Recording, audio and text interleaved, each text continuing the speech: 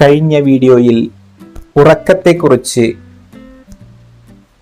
ഉണർന്നു കഴിഞ്ഞാൽ ഉടനെ ചെയ്യേണ്ട ശ്ലോകത്തെക്കുറിച്ചുമൊക്കെ പറഞ്ഞു.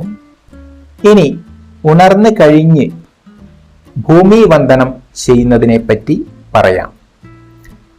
സ്വാഭാവികമായി ഇതിൻ്റെ ആവശ്യകത എന്താണെന്ന് ചിന്തിക്കാം. കർമ്മശേഷിക്കായി ദേവീസ്തുതി കഴിഞ്ഞ് പതുക്കെ പതുക്കെ കുനിഞ്ഞ് ഭൂമിയെ തൊട്ട് വന്ദിക്കണം. അതിനും പ്രത്യേക ഉദ്ദേശമുണ്ട്. എന്താണ് എന്നല്ലേ? ഭൂമി സർവചരാചരങ്ങളുടെയും മാതാവാണ്. ആദ്യം മാതാവിനെ വന്ദിക്കുക എന്നത് വിധിയാണ്. ആചാര്യന്മാരും വിധിച്ചിട്ടുണ്ട്. കൂടാതെ മറ്റൊരു കാര്യം കൂടിയുണ്ട്. നാം കിടന്നുറങ്ങുമ്പോൾ ശരീരത്തിൽ മലിനോർജം നിറയുന്നു. എഴുന്നേറ്റ് ഭൂമി സ്പർശം ചെയ്യുമ്പോൾ ശുദ്ധമായ ഭൗമോർജം ശരീരത്തിൽ നിറയ്ക്കണം. ഭൂമിയെ തൊട്ട് തലയിൽ വയ്ക്കുമ്പോൾ ശുദ്ധമായ ഊർജം ശരീരത്തിലേക്ക് വ്യാപിക്കുന്നു. അതോടെ ഊർജസ്വലത കൂടുന്നു, ഫലം വർദ്ധിക്കുന്നു, കർമ്മം ചെയ്യുവാനുള്ള ഉത്സാഹം ഉണ്ടാകുന്നു. ഭൂമി മാതാവിൻ്റെ കൃപാകടാക്ഷം അതിന് ലഭിക്കുന്നു. ബ്രഹ്മമുഹൂർത്തത്തിൽ ഉണർന്ന് പഠിക്കുന്നതിൻ്റെ പ്രയോജനം എന്തെന്നുകൂടി ഇനി നമ്മൾക്കൊന്ന് നോക്കാം. സൂര്യൻ ഉദിക്കുന്നതിന് 3 മണിക്കൂർ 48 മിനിറ്റ് മുമ്പായിട്ടാണ് ബ്രഹ്മമുഹൂർത്തം ആരംഭിക്കുന്നത്. ഈ മുഹൂർത്തം ബ്രഹ്മാവിൻ്റെ നാമത്തിൽ അറിയപ്പെടുന്നത് കൊണ്ട് അദ്ദേഹത്തിൻ്റെ ധർമ്മപത്നിയായ സരസ്വതി ദേവി ഈ സമയത്ത് ഉണർന്ന് പ്രവർത്തിക്കും എന്നാണ് പറയുന്നത്. ഈ യാമത്തെ സരസ്വതി യാമം എന്നും അറിയപ്പെടുന്നു. ശിരസിന്റെ ഇടതുവശത്തായാണ് വിദ്യാഗ്രന്ഥി പ്രവർത്തിക്കുന്നത്. ഈ വിദ്യാഗ്രന്ഥിയാണ് വിദ്യയ്ക്ക് ഗുണകരമാകുന്നത്. മാത്രമല്ല, ബ്രഹ്മമുഹൂർത്തത്തിൽ എഴുന്നേറ്റ് പഠിക്കുന്നത് ഒരിക്കലും മനസ്സിൽ നിന്ന് മറന്നു പോകുകയില്ലെന്ന് കുട്ടികളിലെ പഠന വൈകല്യങ്ങളെക്കുറിച്ച് ഗവേഷണം നടത്തുന്നവർ കണ്ടെത്തിയിട്ടുണ്ട്. ഉണർന്ന് എഴുന്നേറ്റതിന് ശേഷം ശൗചം. എന്താണ് ശൗചം എന്ന് നമ്മൾക്ക് നോക്കാം. ശുദ്ധീകരണ പ്രക്രിയയാണ് ശൗചം. ശൗചം 2 തരമാണ്. ബാഹ്യ ശൗചം, ആന്തരിക ശൗചം. ബാഹ്യ ശൗചം വിസർജനം, ദന്തശുദ്ധി, കുളി. ആന്തരിക ശൗചം കൊണ്ട് ഉദ്ദേശിക്കുന്നത് മനഃശുദ്ധിയാണ്. മലമൂത്ര വിസർജനം കഴിഞ്ഞാൽ ശൗചം പാലിക്കണം. മലവിസർജനം കഴിഞ്ഞാൽ മണ്ണ് തൊട്ട് കടവിറങ്ങണം എന്നാണ് വിധി.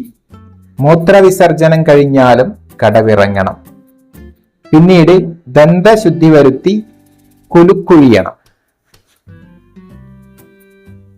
പഴയ കാലത്ത് മലമൂത്ര വിസർജനം ഇന്ന ഭാഗത്തേ ആകാവൂ എന്ന് വിധി ഉണ്ടായിരുന്നു. ഇന്ന് ആ വിധിക്ക് പ്രാമാണ്യമില്ല. എന്തെന്നാൽ ഇന്ന് തുറസായ സ്ഥലത്തല്ല വിസർജനം. കക്കൂസുകൾ അതിനുപയോഗിക്കുന്നു. ഇന്ന് ശാസ്ത്രവശവും പ്രമാണവുമൊന്നും ആരും അംഗീകരിക്കുന്നില്ല. ഇന്ന് ഈ പരിഷ്കൃത യുഗത്തിൽ കക്കൂസും കുളിമുറിയും കിടപ്പുമുറിയോട് ചേർത്തും പരിഷ്കൃത രീതിയിലാണ് ആക്കിയിരിക്കുന്നത്. നമ്മൾക്ക് ദന്തശുദ്ധിയെക്കുറിച്ചുകൂടി ഒന്ന് നോക്കാം. പണ്ടൊരു ചൊല്ലുണ്ട്, പല്ലു നന്നെങ്കിൽ പാതി നന്ന്, മുഖം നന്നെങ്കിൽ മുഴുവൻ നന്ന് എന്ന്. പല്ലിന് ശരീരത്തിൽ നല്ലൊരു സ്ഥാനമാണ്. സംസാരിക്കുന്നതിനും ആഹാരം കഴിക്കുന്നതിനും പല്ല് കൂടിയേ തീരും. അപ്പോൾ പല്ല് കാത്തു സൂക്ഷിക്കേണ്ടത് ആവശ്യമാണ്. രാത്രി മുഴുവൻ ഉറങ്ങുമ്പോൾ വായിൽ അടിഞ്ഞുകൂടുന്ന ദുർഗന്ധവും അണുക്കളും നശിപ്പിക്കുന്നതിന് പല്ല് തേയ്ക്കണം. പഴയ കാലത്ത് പല്ല് തേയ്ക്കുന്നതിന് ഉമിക്കരി, പൽപ്പൊടി, ഉപ്പും കുരുമുളകും കൂടി പൊടിച്ചത്, വേപ്പിൻ കമ്പ് തുടങ്ങിയവയാണ് ഉപയോഗിച്ചിരുന്നത്. കുടിൽ മുതൽ കൊട്ടാരം വരെയും എല്ലായിടത്തും ഇപ്രകാരമാണ് ചെയ്തിരുന്നത്. ചിലർ പഴുത്ത മാവിലയും പല്ലു തേക്കാൻ ഉപയോഗിച്ചിരുന്നു. പല്ല് വൃത്തിയായി തേച്ച് ഈർക്കിൽ പിളർന്ന് നാവ് വടിച്ച് വൃത്തിയാക്കി പല പ്രാവശ്യം കുലുക്കുഴിഞ്ഞ് വൃത്തിയാക്കിയിരുന്നു. ഇക്കാലത്ത് പേസ്റ്റ്, പൽപ്പൊടി ഇവയാണ് പല്ല് വൃത്തിയാക്കാൻ ഉപയോഗിക്കുന്നത്. പല്ലിന്റെ സൗന്ദര്യം മുഖത്തിന്റെ സൗന്ദര്യം വർദ്ധിപ്പിക്കുന്നു.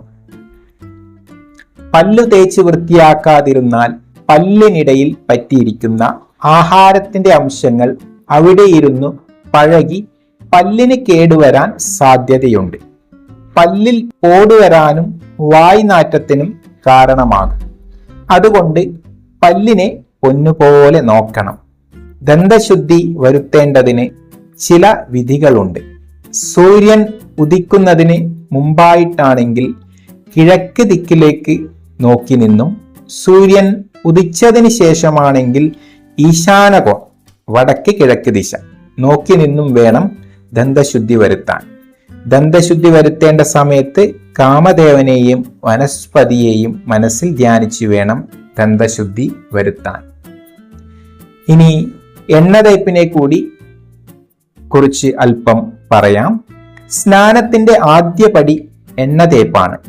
എണ്ണ തേച്ചുകുളി ആരോഗ്യത്തിന് ആവശ്യമായാണ് പഴമക്കാർ കരുതുന്നത്. ഇത് ഇന്നും നിലനിൽക്കുന്ന ആചാരമാണ്. പണ്ട് മുതലേ തന്നെ എണ്ണ തേപ്പിന് പ്രാധാന്യം ഉണ്ട്. ആദ്യം എണ്ണ പുരട്ടുന്നത് പാദങ്ങളിലായിരിക്കണം. വലത് കൈകൊണ്ട് ഇടത് കാലിലെ പാദങ്ങളിലും ഇടത് കൈകൊണ്ട് വലത് കാലിലെ പാദങ്ങളിലും പുരട്ടണം. പിന്നെ മുകളിലോട്ട് പുരട്ടണം. ഇരുന്നു കൊണ്ട് തലയിലും എണ്ണ തേക്കണം. ഒടുവിൽ മുഖത്ത് പുരട്ടണം. കിഴക്കോട്ട് നോക്കിയിരുന്നു വേണം രാവിലെ എണ്ണ തേക്കാൻ. ഇത്രയുമാണ് ഇന്നത്തെ വീഡിയോയിൽ പറയുവാനുള്ളത്. നമ്മുടെ ആചാരങ്ങളും അതിനു പിന്നിലെ ശാസ്ത്രീയതയും വിശദീകരിക്കുക എന്നുള്ള ഉദ്ദേശമാണ് ഈ ചാനലിലൂടെ നൽകാൻ ഉദ്ദേശിക്കുന്നത്. നിങ്ങൾക്കേവർക്കും ഈ വീഡിയോ ഇഷ്ടമായിട്ടുണ്ടാകും എന്ന് കരുതുന്നു. ഇഷ്ടമായി എങ്കിൽ തീർച്ചയായും ചാനൽ സബ്സ്ക്രൈബ് ചെയ്യുക. വീഡിയോയ്ക്ക് കമന്റും ലൈക്കും തന്ന് നിങ്ങളുടെ ഏവരുടെയും വിലപ്പെട്ട അഭിപ്രായങ്ങൾ രേഖപ്പെടുത്തുവാനും അഭ്യർത്ഥിക്കുകയാണ്. ഏവർക്കും നന്ദി, നമസ്കാരം. അടുത്ത ഒരു വീഡിയോയുമായി അല്ലെങ്കിൽ ഇതിന്റെ തുടർച്ചയുമായി നമ്മൾക്ക് അടുത്ത വീഡിയോയിൽ കാണാം. അതുവരേക്കും വണക്കം.